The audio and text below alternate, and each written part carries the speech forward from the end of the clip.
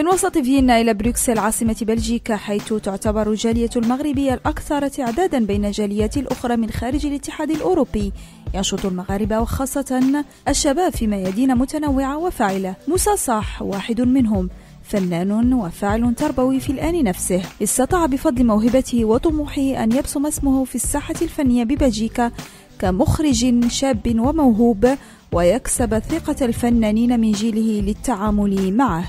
Nous sommes ici dans nos nouveaux locaux, donc à l'ASBL Déclic. En même temps, c'est notre Crazy Local où nous faisons diverses activités pour les jeunes, donc des activités sociales, mais aussi culturelles. Et donc, j'ai une casquette d'éducateur, j'ai une casquette de vidéaste, on va dire réalisateur.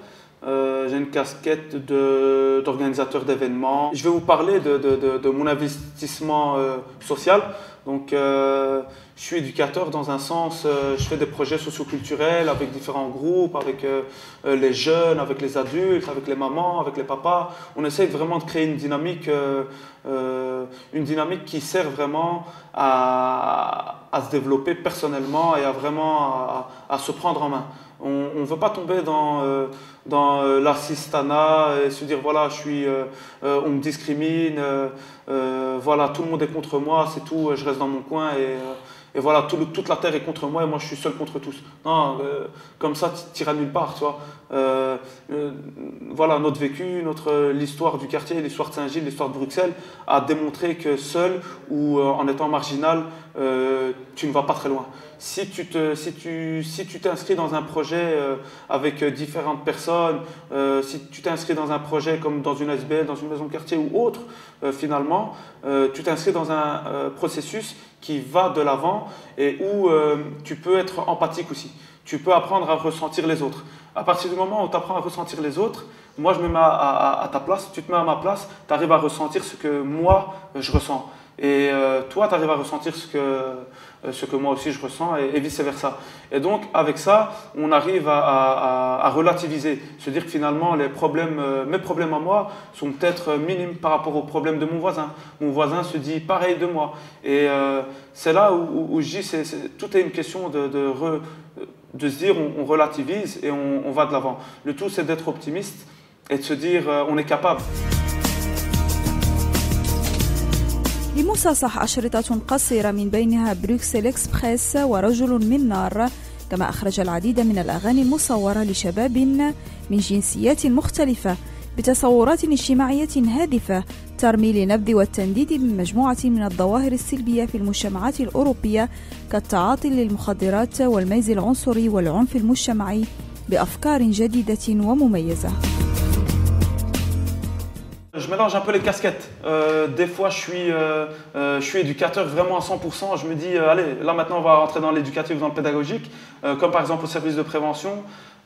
J'ai des jeunes qui sont vraiment engagés, c'est une belle jeunesse, franchement, avec qui on fait des courts-métrages comme Docteur Who, où on fait des mises en scène, on fait de l'intergénérationnel, on mélange un peu tout le monde.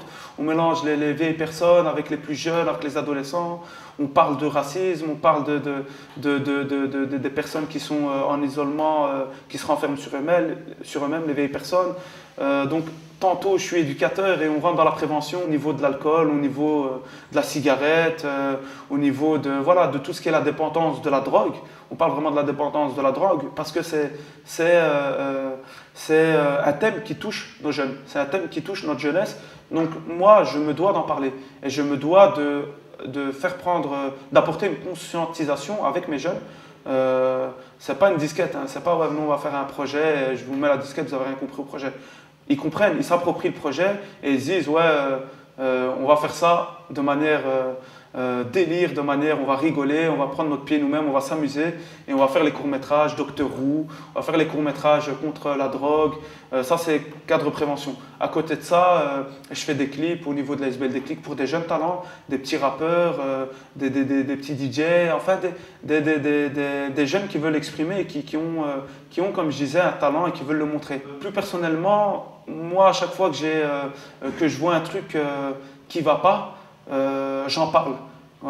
Quand je fais des vidéos, je peux très bien faire une vidéo où je parle de la prison, où je peux parler d'une justice qui est un peu western, qui distribue des peines de prison un peu comme des cow-boys. qui sont des juges qui sont un peu blasés, à force d'avoir des cas, ils sont blasés, ils font, je sais pas, X cas par jour. Donc, à la limite, peut-être la sensibilité, elle se perd. Je dénonce, je suis un mec qui dénonce. Moi, j'ai pas peur, la vérité, honnêtement, je pense que c'est un acte citoyen que je fais tout simplement.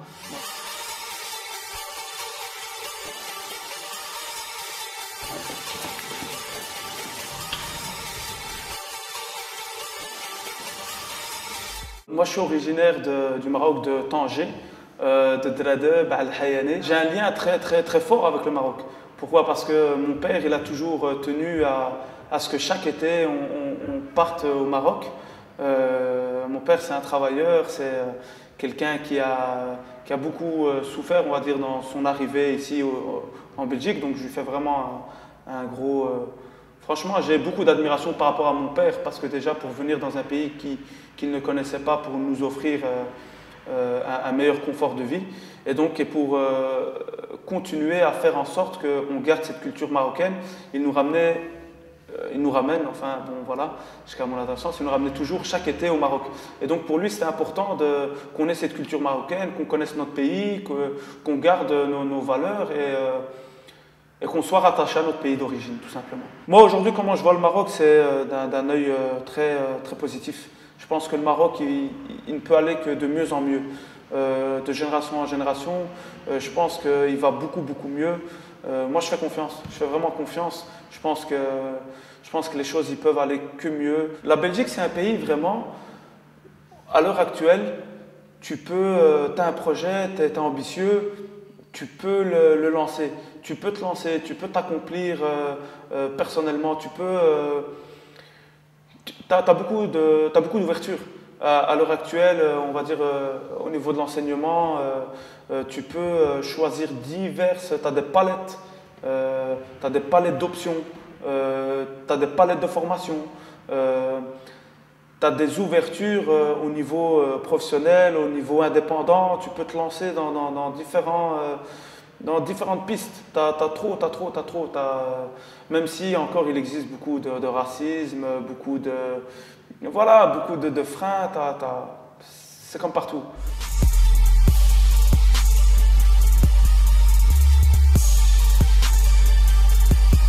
Les mains. Tu quand les flics ont des calaches.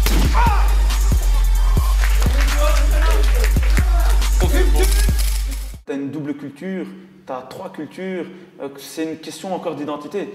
Quand tu es belge et en plus de ça, que tu es marocain, et en plus de ça, tu travailles dans tel endroit, en plus de ça, tu as voyagé à tel endroit, ça t'ouvre l'esprit. Moi, comme j'ai été à Dubaï, à un moment, je me suis dit, je suis un pur sang arabe, tu vois. Je me suis dit, je suis un émiratien.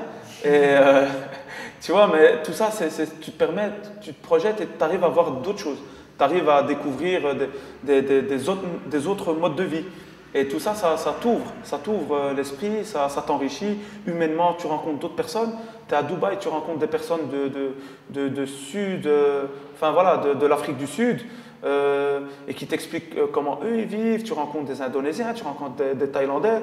Et c'est là où tu vois que ça va loin. Parce que dans un pays, tu crois que tu vas rencontrer que des Émiratiens, que des gens de Dubaï, et tu arrives à rencontrer des gens partout. C'est comme ici, hein. Franchement, tu es belge, tu es vraiment simplement belge, un belge de souche. Tu te dis, ouais, moi je suis bloqué, moi je voyage pas beaucoup, j'arrive pas à m'ouvrir identitairement. Mais va à la grande place. Tu vas voir, tu as des Chinois, tu as des Japonais, tu as des gens qui viennent de partout. Tu rentres dans un resto, tu rentres dans un café, tu vas vers l'autre, tu rencontres des gens qui viennent de tout horizon. Et franchement, et de toute façon, honnêtement, le mélange et l'apprentissage de l'autre, il se fait de manière... Il ne faut pas aller trop loin. Faut pas aller, moi j'ai cité des grandes villes. Tu peux être Saint-Gillois, tu peux aller tout bêtement à Ouderghem et avoir un mélange. Et tu peux être un Bruxellois, aller tout bêtement à Charleroi. Tu peux être un Liégeois, aller en Flandre. Et tu verras que les choses, elles sont différentes. Et tu rencontreras des différences au niveau culturel qui peuvent que t'enrichir. Salam alaikum, twahashnakoum, touma mgharba, fhal hnaya. Pour les personnes qui pensent qu'en Belgique il y a un Eldorado ou qui pensent qu'il faut vraiment sortir du Maroc pour se réaliser personnellement, je pense que vous ratez rien. Je pense que le véritable pouvoir et le véritable aboutissement à sa quête personnelle, c'est de vouloir faire les choses. Et ça, peu importe le contexte. Je pense qu'on a beaucoup de Marocains qui vivent au Maroc et qui sont des exemples de réussite. Et je pense que le Maroc a tout à plaire. Il y a des Belges qui vont vivre au Maroc. Tu as des gens de partout qui vont vivre au Maroc, qui s'installent au Maroc. Il ne faut pas oublier que le Maroc il est en pleine expansion et qui peut que devenir meilleur.